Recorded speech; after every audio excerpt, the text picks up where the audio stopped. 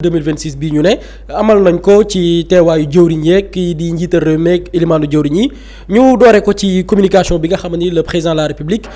Bassirou Diomaye Faye def na ko mu tàmbalee waxtaanam ci li nga xamante ni nii mooy wàllu promotion de la production locale et du consommé local fexe ba li ñuy produire suñu réew jëm ci wàllum dund mu mën a doy waaye tamit fexe ba askan wala ñuy soxla ñoom itam ci seen wàllu dund mën leen a fekk fa ñu nekk ci njëg mu yomb moom njiital réew mi di fàttali la nga xamante ni nii mooy performance maanaam jéego yu am solo yi nga xamante ni nemmeeku nañ ko ci wàllu production bi wàllu mbay waaye tamit mu sàkku ci ñu mettre en œuvre maanaam jëmmal li nga xamante ni nii mooy gis-gis bi nga xamante ni am nañ ko ci fànn wi muy fexe ba marché bi maanaam fa ñuy defee njënd ak njaay bi ñu gaaw yeesalaat ko defal lu ñuy def lu ñuy woowee bokk restructuration fexe tamit ba distribution produits agricoles yi mën a yegg ca barab ya waaye tamit fexe ba li ñuy woowee wàllu transformation la ñuy bay tukkee ci tool yi naka lañ koy transformer ngir am ci yeneen produits dérivés yoo xamante ni dina mën a tax la nga xam ni mooy wàllum consommation des produits locaux Sénégal am ci taxawaay gu mucc ayib moom jiite réew mi sàkku ci ministre bi ñu dénk wàllu industrie wàllu njënd ak njaay ak jëwriñ gi ñu dénk wàllu mbay ñu liggéey ci xaatim ay lëkkaloo ay convention yoo xamante ni dafa ñeel wàllum njaayum produit yi nga xam ni tukkee na ci wàllum production fii ci Sénégal waaye tamit fexe ba écoulement des produits agricoles li ñuy jëlee ci tool yi di ko bay ñu fexe ba lépp loo xamante ni njaay mi la ñu mën koo yombal ña yëngu ca fànn yooyu waaye tamit mu nekk ci ay njëg yoo xam ni du lor ñi nga xamante ni ñooy baykat yi mu insister bu baax moom jiite réew bi ci ñu accentuer maanaam gën a dooleel yenn ci ay campagne maanaam ay campagne d'information ay campagne de promotion maanaam xamal nit ñi solos utiliser wala boog jëfandikoo li nga xamante ni mooy li ñuy bàyyee ci réew mi ak yeneen produits yi nga xam ne fii lañ koy transformer ñu amal ci ay communication ki waxtaan ngir askan wi gën a xam ni kat loolee njariñ la leen mën a amal waaye itam dina mën a favoriser li nga xamante ni mooy luy suqali koom-koomu Sénégal moom le président de la République ñëw na tamit ci ñu accélérer li nga xamante ni nii mooy mise en œuvre des programmes routiers dem ak dikk bi ñu gën ci bàyyi xel ak yoon ya oto yi war a jaar ak nit ñi seen dem ak dikk loolee ñu mën ko améliorer moom le président de la République sàkku ñu gën a gaawal exécution yenn projet d'infrastructure yi ñuy tuddee les infrastructures routières prioritaires yoon yi nga xamante ni nii bari na ay doomi aadama ya fay dem ak dikk ñu gën ci bàyyi xel waaye tamit teg lu ñuy woowee benn chemin routier national maanaam fexe ba Sénégal ñu ne yoon dem beeg dikk bi nii lañ ko war a tëralee loolu itam ñu am ci ay naal yoo xam ne daañu ko tëgg waaye lépp nag mu am ak cohérence maanaam mu méngoog dëkkuwaay yeeg anam yi nga xamante ni doomi aadama yi nag noonu la ñuy dundee moom le président de la République ñëw na tamit ci wàllu diplomatie xar kanamu Sénégal ban taxawaay la war a am ñeel bitim réew président de la République di fàttali ni Sénégal dëkk la boo xamante ni dafa mës di sax ci li nga xamante ni mooy jàmm waaye tamit multilatéralisme maanaam fexe ba lëkkaloo wi mën a doon nag dëkk yoo xamante ni dëkk yu wute la waaye tamit fexe ba loolu nga xamante ni lëkkaloo la diggante Sénégal ak yeneen réew mu am li ñuy woowee intégration africaine am ci pàcc bu am solo bi mu ci war a jouer maanaam lëkkaloog dëkk yi nga xamante ni ci continent bu Afrique la ñu nekk sàkku na ñu moderniser li nga xamante ni mooy suñu réseau diplomatique Sénégal lëkkaloo ak yeneen i réew yi naka lañ koy gën a yeesalee ngir renforcer li nga xamante ni moo ñeel suñu politique étrangère xar kanamu Sénégal taxawaayam ñeel bitim réew ban taxawaay lañ ci war a am njiital réew mi président Bassirou Diomaye Faye dikk na ci dans ce cadre ci pàcc boobu noonu muy xamal waa conseil bi ne bésu 18 jàpp le 19 avril ci atum 2026 weer bii di ñëw bu weer bi dee ba tegal fukki fan ak juróom-ñett ak fukki fan ak juróom-ñeent daañu amal conférence des ambassadeurs ab ndaje boo xam ne daañu ci woo ambassadeurs yi daañu ci woo les consuls généraux daañu ci woo consuls yi nga xam ne ñu ngi fii Sénégal ngir xool lëkkaloo beeg yeneen réew yi naka lañ koy mën a yembalee moom président de la République annoncé également que ni suñu réewum Sénégal dina dalal la ko tàmbalee ñaar fukki fan jàpp ñaar fukki fan ak benn ci weeru avril atum 2026 daañu amal fii ci suñu réew fukkeelu édition wu li ñuy woowe Forum de Dakar sur la paix et la sécurité en Afrique ndaje boo xamante ni dañ ciy wax daane jàmm beeg la nga xamante ni mooy kaaraange gi suñu diwaanu Afrique mu xamle ni moom le président de la République ndaje boobilee dina boole ay décideurs ñi nga xamante ni dañuy nasa ko nocci dañu dajale ñi nga xam ne ñooy les acteurs civils dina dajale aussi les militaires du continent ñi nga xam ne ci wàllu kaaraange la ñuy yëngu nekk ci Afrique daañu fi dajaloo ngir waxtaanee li nga xamante ni moo ñeel wàllum sécurité ñeel continent bu Afrique bu ñu jógee foofu ñëw ci la communication du premier ministre ilimaanu jëwriñ yi Ousmane Sonko moom itam mi ngi tàmbalee waxtaanam ci wàllu capital humain maanaam nit ñi seen taxawaay ci réew mi ban place wala boog ban impact la mën a am ci li nga xam ne moom la ñuy dippee stabilité sociale dalagu réew mi moom premier ministre dellu fàttali ni capital humain maanaam nit ñi seen taxawaay ak dañu war a taxawee ci wàllu jëmmal dafa am mbir mu am solo bu mu mën a jouer ci li nga xam ne mooy koom-koomi Sénégal waaye tamit bu ñu xoolee nekkin bi moom ilimaanu jëwriñ yi ne ñoom seen gouvernement bàyyi nañ xel bu baax li nga xamante ni mooy yenn secteurs yi nga xamante ni dafa ñeel capital humain boobilee muy wàllum njàng ak njàngale éducation waaye tamit wàllum santé bi ñu jàpp ni mënuñoo wax capital humain maanaam ay doomi aadama yoo xam ne dañuy am impact ci seen réew bàyyi xel wala boog fàtte ñaari pàcc yooyu muy jàng ak wàllu wér-gu-yaram mu ne def nañ ab diagnostic maanaam def ab caytu ci secteur éducation nationale bi fii ci Sénégal ak enseignement supérieur bi de manière générale ñu gis ni la ñuy nemmeeku mooy wàllum crise boo xamante ni nii dafay sax dàkk waaye tamit gis nañ ni lañ ci nemmeeku ci barab yooyu noonu mooy déficit global en personnel doomi aadama yi cay yëngu néew na lool waaye tamit manque d'infrastructure maanaam barab ya nga xam ne fa la ñuy sàkkoo xam-xam am na ci ay mbir yoo xam ne nees na koo améliorer waaye tamit la nit ñi soxla ci ay équipement ay xarala yoo xam ne dina mën a tax ñu am njàng moo xamante ni dafay mucc ayib waaye tamit gis na ni beneen i problème mooy li nga xam ni détérioration de l'environnement scolaire barab yi ñuy jàngee gis nañ ni dëkkuwaay daal yàqu-yàqu yi ñu ci nemmeeku ak màggat gi loolu tamit war nañ ci bàyyi xel ak li nga xam ne ñàkk méngoo diggante li ñuy jàngale ci école yi ak li nga xamante ni nii moom la ñu soxla dëgg-dëgg ci suñu koom loolu tamit lu ñu war a bàyyi xel la leneen tamit lu ñu war a bàyyi xel moom ilimaanu jëwriñ ñi ne mooy promotion de filière scientifique jàng yi nga xamante ni dafa laaj xarala yu mucc ayib loolu tamit nañ ci bàyyi xel waaye tamit mbiru jafe-jafe yi nga xam ni souvent dafay indi problème ci daara yu kawe yeeg barab yi ñuy sàkkoo xam-xam mooy question des bourses yu ñu war a saafara la fexe tamit ba li ñuy woowee dérèglement du calendrier universitaire bu ñu nee at bi nangam la war a tàmbali jeex nangam perturbation yi ciy am loolu tamit ilimaanu jëwriñ ñëw na ci ngir ñu bàyyi ci xel bu baax a baax ci wàllu secteur santé bi moom le premier ministre defu taxaw seetlu ci problème yi nga xamante nii dafa ñeel wàllu lépp lu jëm ci wàllu système d'information fexe ba lépp loo xam ne liggéey la ci barab yi ñuy fajoo information bi xabaar yi ci tukkee ñu boole kook benn lënkale goo xamante dina mën a tax ñu mettre en place ay méthodes wala boog ay pexe ngir améliorer secteur boobu noonu leneen di tam la ñu nemmeeku ci diagnostic bi ñu def mooy wàllu manque d'infrastructure barab yi nga xamante ni nii dañ fay fajoo waaye tamit du ci yam dafay méngoog jamono loolu tamit nemmeeku nañ ko mu wax ni war nañu gaaw xalaat ci naka la ñuy intégrer lépp lu jëm ci wàllu numérique xarala yu yees yi énergétique lépp loo xamante ni nii wàllu énergie la moo xam fu ñu ko mën a jëlee ngir li nga xamante ni nii mooy wàllum paj mën a mucc ayib ñu boole kook li nga xam ni mooy insuffisance bi ñu nemmeeku ci wàllu ressources humaines doomi aadama yëngu ci secteur santé itam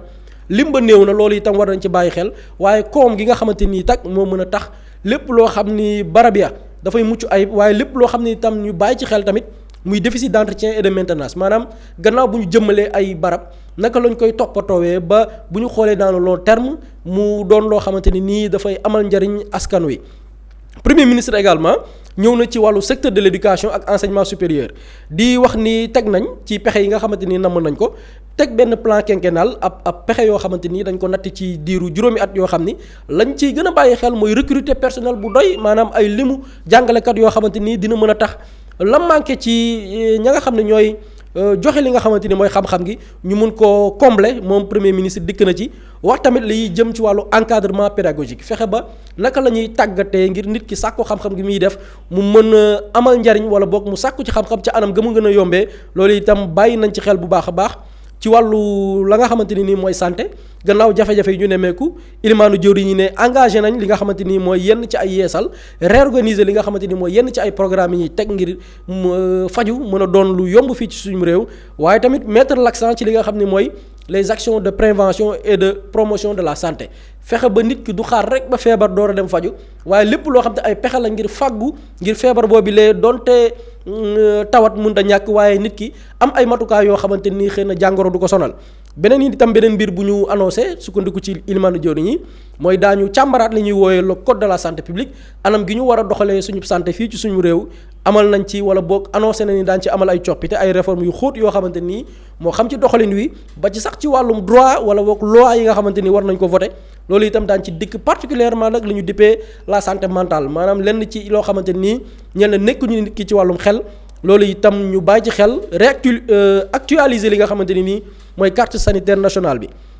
moom ilimaanu jëwriñ bi di woo ministres yi nga xamante ni ñoo ŋànk secteur yooyu lee mettre accent bu baax a baax ci li nga xamante ni mooy politique publique yi nga xamante ni état bi naal na ko nas lañ koy jëmalee waaye tamit di promouvoir lu ñu wooyee capital humain fexe ba dañuy lëkkaloo wala doon ñoo xamante ni daañu amal njariñ secteur wa nga xamante ni ku ci nekk fa nga yëngu mu wax aussi ñi nga xam ne ñooy ministres yi ñuy respecter di sàmmonteeg la nga xamante ni ay dige la yoo xam ni état jëloon na ko digganteem ak ñi nga xamante ni ñoo yëngu ci fànn yu ne waaye tamit faire preuve d'ouverture maanaam wubbeeku ci li nga xamante ni nii mooy waxtaan weeg dialogue beeg ngir loolu mën a wàññi li nga xamante ni yenn la ci ay tawat yoo xam ne mi ngi dukkee ci ñi nga xamante ni wala mi ngi tukkee ci ñi nga xam ne ñooy yëngu ci les organisations syndicales moom le premier ministre dikk na tamit ci ay projets structurants yenn ci ay projets yoo xam ni dafa jàpp ni jamono ji lu tembe la wala lu ñu war a jëmmala ci lu gaaw wax na ci les priorités nationales yoo xam ni jamono ji war nañ ci taxaw muy programme national de développement des agropoles dëkk yi nga xamante nii fii ci Sénégal fas yéene na leen dooleel ci wàllu mbay wàllum transformation waaye tamit projet d'aménagement de la corniche ouest de Dakar corniche bu Dakar bi itam yenn ci ay liggéey taxaw na ci taxaw tamit ci projet d'électrification rurale dëkk yi nga xam ne amuñu courant loolu itam premier ministre dikk na ci lu jëm ci wàllu programme de développement des agropoles dëkk yi nga xam ne war nañ leen dooleel ci wàllum koom transformation wàllum mbay wax na ni loolu dafa am lañ ci war a jëmmal ci bu ñu xoolee ci càkkuteefu ñoom seen i mbëbët sàkku na ci ministre des finances bi nga xam ne moom la ñu dénk itam wàllu budget ak ministre bi ñu dénk wàllu économie wàllu plan ak lépp lu jëm ci wàllu coopération ñu jël ay mesures ngir accélérer li nga xamante ni mooy décaissement yi maanaam payoor yi nga xamante ni dina mën a tax yenn acteurs yi ne ca secteur ya am ay jafe-jafe ci wàllum koom ñu mën leen taxaw waaye wax na itam ci li nga xamante ni nii mooy lëkkaloo gi war a dox suñu diggante Banque africaine de développement loolu itam yenn ci ay mbir yoo xam ne war nañ ko diligenter ñu taxaw ci ngir ñu am ay programme yoo xamante ni dina mën a tax ñu taxawu yenn dëkk yi nga xam ne ci wàllum koom am na rôle bu bari bu ñu war a jouer ci koom-koom yi Sénégal ba junj ci agropole nord maanaam bët gànnaar bu Sénégal yenn ci ay pexe yi nga xam ne war nañ ko jël boog ci gaaw ngir koom-koom nga mën a doon lu mucc ayib moom premier ministre bi wax na itam sàkku na ci ministre bi ñu dénk wàllum mbay wàllum souveraineté alimentaire moom sa bopp ci wàllum lekk ak lépp lu jëm ci wàllum sàmm ak mu ci lëkkaloog ministre bi ñu dénk wàllum industrie ak lépp lu jëm ci wàllum jënd ak njaay ñu finaliser ab cadre maanaam ay pexe yoo xamante nii dina permettre lépp lu jëm ci matière première te muy tukkee ci mbay mi Sénégal mën a am benn approvisionnement maanaam fexe ba mu yegg ca barab yi nga xam ne fa lañ koy transformer ngir lépp mën a des ci réew mi waaye lépp itam mën a dellu ci askan wi ñu mën a satisfaire la nga xamante ni mooy seen i besoins. concernant nag li nga xam ne mooy projet d'aménagement bu corniche ouest bu Dakar premier ministre dikk na ci wax ni projet boobu dafa am pàcc bu bëri bu mu war a jouer ci li Sénégal di dëgmal muy les JOJ de 2026. ñaawlu na li nga xamante ni nii mooy arrêt maanaam payoor yi nga xamante ni nii jamono ji dafa tàgga tembe alors que li nga xam ne mooy livraison yenn projets yi war nañ ko jëmmal ci lu gën a gaaw sàkku na ci ministre bi ñu dénk wàllum koom mu procédé ci ni mu gën a gaawee li nga xamante ni nii mooy payoor yi ñu war a def ci fànn boobu noonu ngir travaux yi ñu mën koo tàmbaliwaat waaye tamit livraison yi ñu mën koo def ci délai yi mu gën a gaawee lu jëm ci wàllu électrification rurale wax naa ni dikk na ci itam moom ilimaanu jëwriñ yi wax na ni wàllum mbir moomu rawatina kër gi nga xam ne mooy ASER mi ngi ciy bàyyi xel bu baax a baax ak yëngu-yëngu yi wax na ni itam loolu dina permettre accès universel à l'électricité dafa bokk itam ci lenn ci seen programme yi gën a am solo waaye moom premier ministre ne am na ay mbir yu mu ci nemmeeku mooy ay difficulté jafe-jafe yu métti ci li nga xamante ni mooy ay équipement yi ñu soxla ngir dëkk yi war a am courant ñu am ko ci anam gën a ni mu gën a yombee équipement yi gis na ni dañuy am ay jafe-jafe ci wàllu dédouanement wàllu yenn ci ay services yi nga xam ne nii dafa yéex lool mu sàkku ci ministre bi ñu dénk wàllu énergie wàllu pétrole ak mine ak ministre bi ñu dénk wàllu finance ak budget ak ministre bi ñu dénk wàllu koom gi ñu jël lépp loo xam ne ay matukaay la pour lépp loo xam ne ay blocage la ñeer wàllu dédouanement loole lépp ñu mën ko lever ngir teg benn dispositif boo xamante nii dëkk yi nga xam ne war nañu am courant ñu gaaw accélérer ko ngir mën a répondre ci li nga xamante ne nii mooy seen càkkuteef le premier ministre ci fànn boobu wax na ni sax ci biir conseil des ministres bi moom ci boppam dina entamer dina door ay série de communication publique dina génn wax ak nit ñi ci ay mbir dossier yu doy waar yoo xamante nii ñeel na secteur yu baree bari yoo xamante nii daañ ko door ci semaine bii nii ngir wax ci thème bi nga xamante nii dafa ñeel renégociation yenn ci ay convention yoo xamante nii jotoon na am fii ci Sénégal ci yenn secteurs yu stratégique ci yeneen i communication aussi ñu dem ci yeneen jëwriñ yi bu ñu jëlee ministre bi ñu dénk wàllu intégration africaine des affaires étrangères et des Sénégalais de l'extérieur moom def na ab communication ci situation Moyen-Orient bi situation ba nga xamante ne mu nga fay am secrétaire d'État auprès du ministre de l'urbanisme des collectivités territoriales et de l'aménagement des territoires chargé du logement moom tamit def na benn communication ci projet national bi nga xam ne nii dafa ñeel wàllum dëkkuwaay ak benn projet bi nga xam ne ñu ngi ko dippee les cités de la transformation ci wàllu au titre des textes législatifs et réglementaires lépp lu jëm ci wàllu loi kii règlement adopté nañ benn décret boo xam ne nii dafay fixer les modalités d'application bi nga xamante ni dafa ñeel wàllu code des investissements loolu itam dikk nañ ci wàllu information donc conseil des ministres bi ki ko xaatim di Marie-Rose Khady Fatou Faye di secrétaire d'État auprès du premier ministre waaye itam di chargé des relations avec les institutions waaye itam yor baatu gouvernement bi soxna Ramatoulaye. macha allah Pape Samba conseil des ministres def nañ ko démb bu lire nañu li ci jot am yépp yan point phare nga mën a jàpp ci loolu. effectivement surtout man le premier point mooy par rapport au capital humain bi nga xamante ne le premier ministre wax na ci parce que man dama gëm ni développement bi ñuy wax yépp chaque fois dañ koy wax ci plateau bi sax ni le développement il est certes structurel il est économique mais pour nga mën a porter ce développement là il faut que tu aies un capital humain de qualité. Capital humain de qualité boobu nag éducation moo la koy may santé moo la koy may comment revoir notre système éducatif ñi nekk ci enseignement supérieur beeg ñi nga xamante ne eggaguñ ci comment leur donner les conditions adéquates yi nga xamante ni dinañ mën a jàng normalement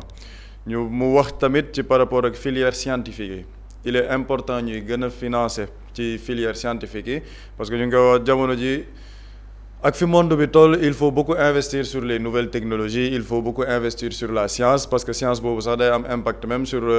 au niveau de l'industrialisation donc yooyu dafa nekk ay pàcc yoo xamante ne jàpp naa ni dafa am solo trop que état bi def ci liñ ci war a def parce que capital humain boobu noonu bu nekkul capital humain boo xamante ne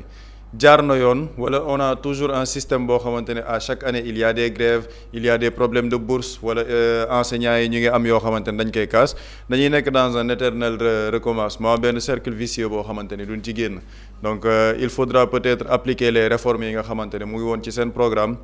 notamment jëm ci enseignement supérieur bi jëm ci éducation bi gis naa keroog ni au niveau de l'éducation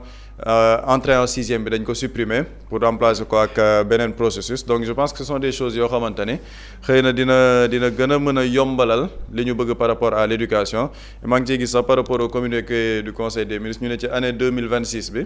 dañoo bëgg recruter dans le secteur de la santé 2500 personnels boo xamante ni ci santé la ak au niveau de l'enseignement 4350 ci année 2026 bi yoo xamante ne enseignants ci français arabe ak yeneen langues yi donc je pense que loolu tamit c'est très important te bokkoon na sax ci revendication secteur enseignement bi ndax dañ doon wax il y a beaucoup d'enseignants qui sont formés mais mënuñ exercer donc si l'État du Sénégal day def un recrutement massif on parle quand même de plus de 4000 enseignants yu ñu war a recruter ci 2026 bi loolu je crois que tamit day nekk dans la politique de l'emploi et c'est très important ñuy souligner parce que xam nga dañoo nekk ci réew moo xam ne les gens ils te disent ouais emploi yi gars yi ñu ngi koy ñàkk mais au même moment il y a 2500 nit yu ñuy recruter ci secteur santé il y a 4350 enseignants yu ñu nar a recruter fii en 2026 donc c'est une politique d'emploi boo xamante ni il faut le saluer bu État du Sénégal nekk di def et je crois que c'est très important surtout par rapport ak capital humain bi nga xamante ni ñu ngi nekk di ko wax deuxième point bi man fi may daal ci communiqué conseil des ministres bi di fàttali rek le président de la République ci discours bi mu defoon 31 décembre dafa ne woon ni par rapport à la révision de la constitution ak les réformes yi jëm ci justice dinañ ko présenter au niveau du conseil des ministres yóbbu ko assemblée nationale pour ñu voter ko au plus tard premier trimestre 2026 le 31 mars bii lay jeex fii ak 31 mars il ne nous reste que 2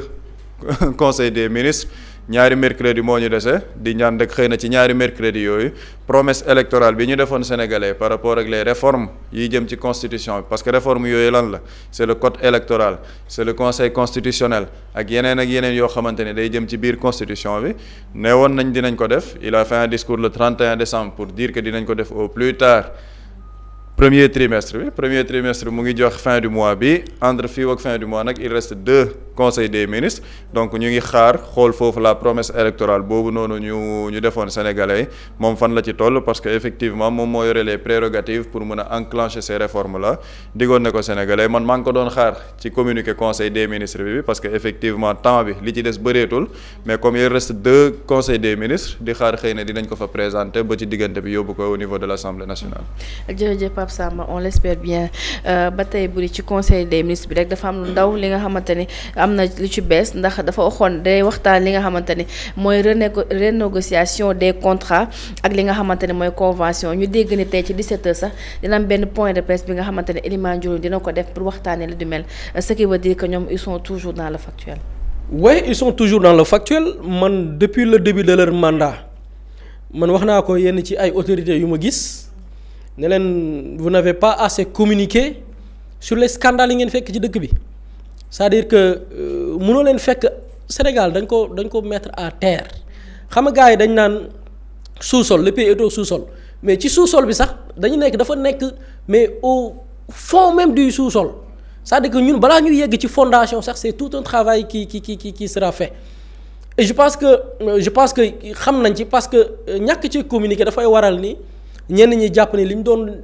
jàmbat ci ay détournement ci ay luubal ci ay wàllu deal financier amul alors que y a des choses qui se passent tey am na ci ñu ci bari tey ñu am làmmiñ fii ci dëkk bi wut seeni journaux di leen fay wut ay journalistes di leen fay wut ay chroniqueurs di leen fay jël ay plateaux spéciaux yoo xamante ne nii chaque période dañuy envoyer ay nit ñu dem toog fa di wax naka sulul noonu te ki war a tontu sax ka ñuy tuumaal bu bëggee tontu sax ñu bañal la ne la doo ñëw tontu alors que ñi def loolu mais ils